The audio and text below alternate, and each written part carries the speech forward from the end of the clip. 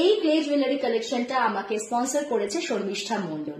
এটা যেহেতু সরস্বতী পুজোর সিজন চলছে, তো একদম সরস্বতী পুজো স্পেশাল হাঁস, বিনা, তার সাথে পদ্ম ফুল, আর দেখো তার সাথে এই সুন্দর একদম সাটল কালার কম্বিনেশনের ক্রিস্টাল ওয়ার্ক, সব মিলিয়ে কিন্তু এই নেক পিসটা অসাধারণ লাগছে।